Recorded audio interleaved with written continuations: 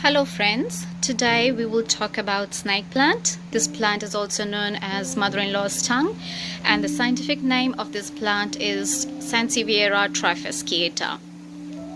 This is a very popular house plant, and it requires very little effort in terms of plant care, which makes this plant a perfect choice for the beginners and the urban homeowners.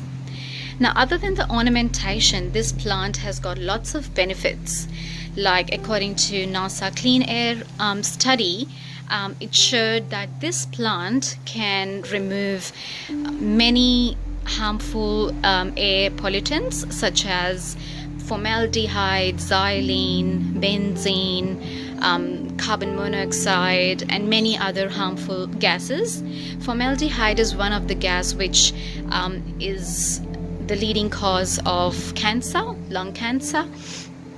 So yeah, this plant is very effective in removing that gas from the air, and also it helps in reducing the airborne allergens such as dust and dander. It gives out a lot of oxygen into the air and adds moisture, which helps to reduce the effect of the allergens. If you have any problem in sleeping in the night due to stuffy nose or sore throat, then you should try putting snake plant into your bedroom, because it creates a lot of oxygen in the night and reduces carbon dioxide, which helps it making the air comfortable, and you get a good night's sleep in the night. Now, as you can see, that snake plant looks like a bunch of stiff pointed leaves. They are quite broad and which are round at its base. The mature plants, they are darker in colors. As you can see, this one is quite dark green, and it is bordered with yellow. But the younger plants, they are not that dark green. They are like light green. When they grow mature, they become darker in color.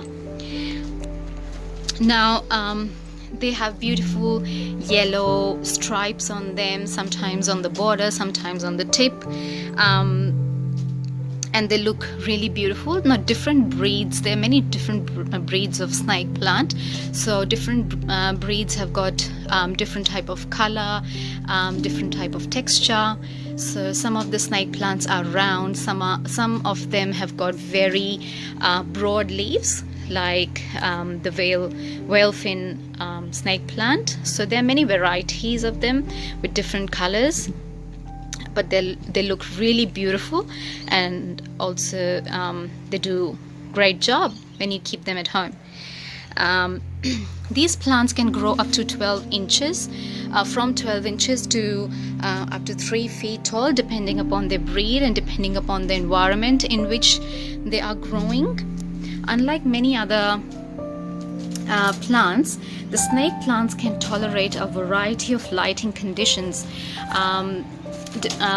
ranging from low light to bright light, but they prefer being in medium light, like they prefer being in indirect sunlight rather than direct sunlight and very hot conditions. So like succulents, these plants, they need very less watering to thrive. They grow really fast, and they need the soil which is good in drainage. And these plants are resistant to insects, heat, and warm climate. Watering them once in just 2 weeks should be enough, depending upon the weather conditions. You must make sure that the soil is dry between the two waterings. Now, how you can make sure that is, you can put your finger into the soil up till the second knuckle, and if the soil comes out dry, if it's not sticking to your finger, if the soil is not sticking to your finger, that means the soil is dry and it's time to water the plant. But if the soil is sticking to your finger like this, that means the soil is still wet, and that's perfect for this snake plant. There is no need to water the snake plant. You can wait for more 2 to 3 days and then water it. because this plant is very much susceptible to develop root rot. So if you water it too much, then it will develop root rot, and the whole plant will die in just a couple of days. So yeah, so this is the only thing that you need to take care of this plant. And the other thing is that you need to make sure that the soil has got well drainage. The pot underneath must have a lot of holes so that all the water can seep through. One more thing you need to remember, that when you water the plant, you must water it thoroughly, which means that the water should seep down through the holes.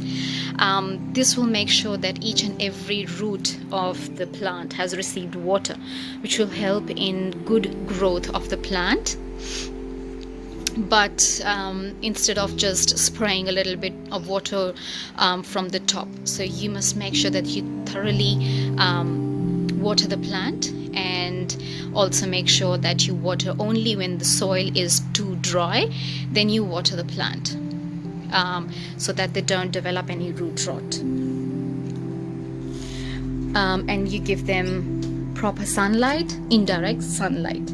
The snake plants are generally flowering plants, and they bloom and they give small fragrant greenish white flower like clusters, which go up on like a tall spike.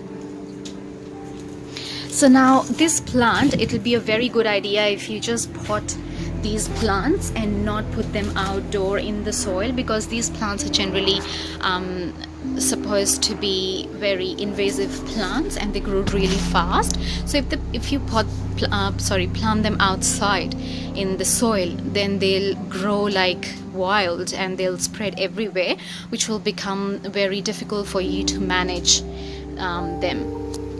So putting them in the pots, keeping them indoors, I think would be a better idea rather than planting them outside in the soil, and it takes over your whole garden.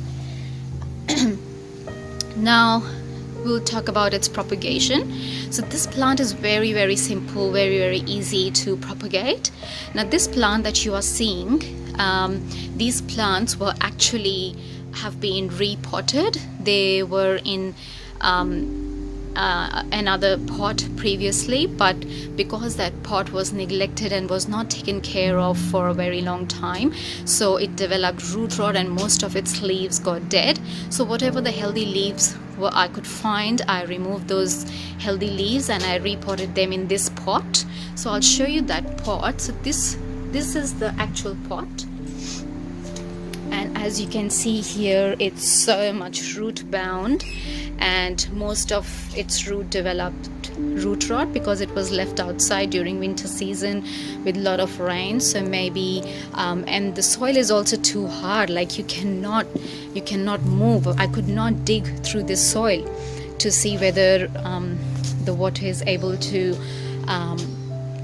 drain properly or not. So this plant developed root rot and most of its leaves got lost in that, and whatever healthy leaves were left, I have repotted them in here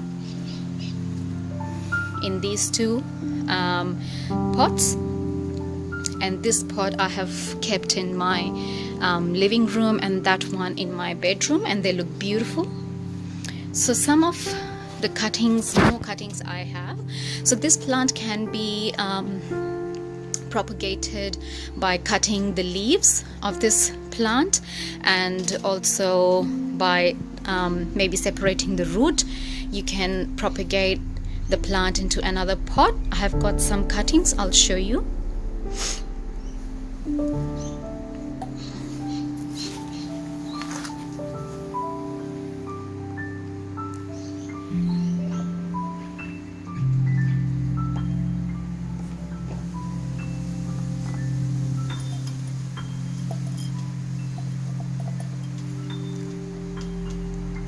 So these are the cuttings that I've taken just few weeks ago.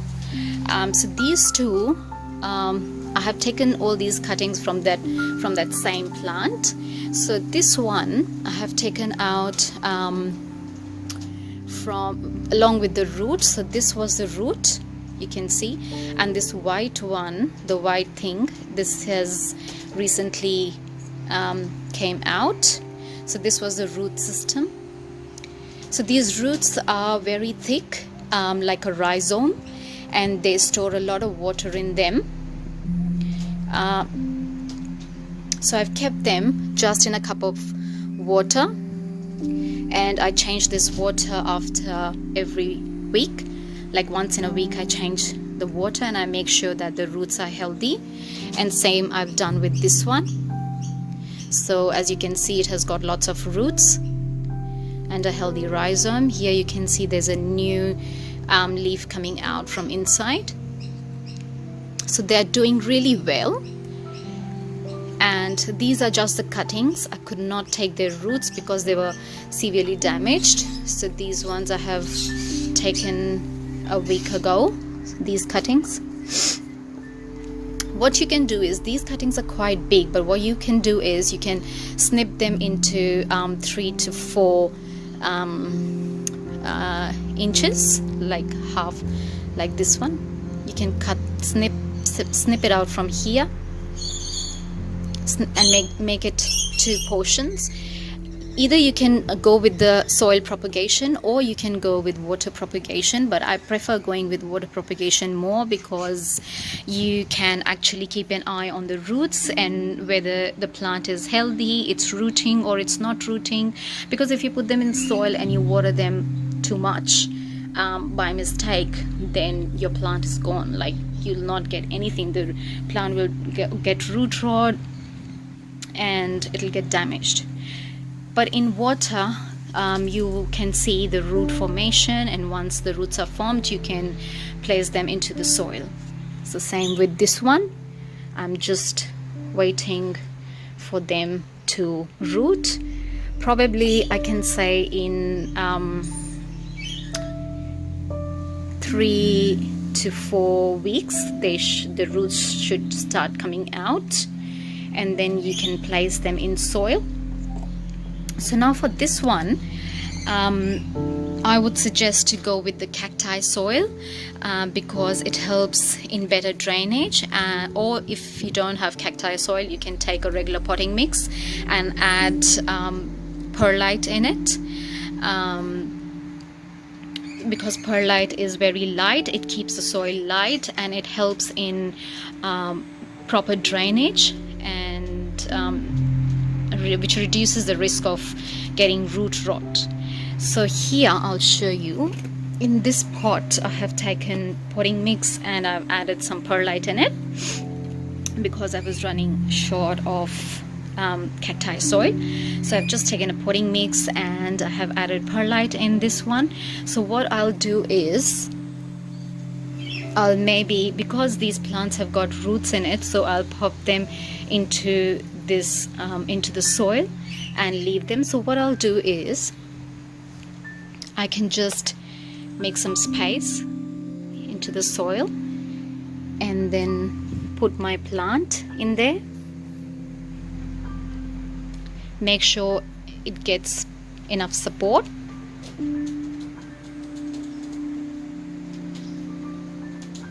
I can add some more soil on top, from top,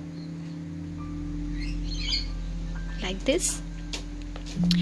Now after you pot them, you need to make sure that you do not water them for at least 4 to 5 days or 3 to 4 days. You don't water them because they have been sitting in that cup of water for quite a long time, and that their rhizome, their roots have absorbed a lot of water in them, and also there is a lot of water in those broad leaves. So you don't need to water it now, because after the plant goes into the water, into the soil, sorry, it gets in touch with all the microbes and bacteria that are there in the soil. And if you add too much of water in there, there will be more chances of this leaf to develop root rot, because its roots have already been formed there, and the root has got enough of water to survive for 3 to 4 days. So once the plant has adjusted itself to the soil and the roots have made connection with the soil, then you water this plant and the plant will survive healthily. But if you water them now, there'll be more chances of your plant to develop root rot. So once you plant this, leave it for 3 to 4 days, and after 3 to 4 days you water it thoroughly. Thoroughly means that the water should seep down through the holes. So the water should come down through the holes. That's how you water it, but not now.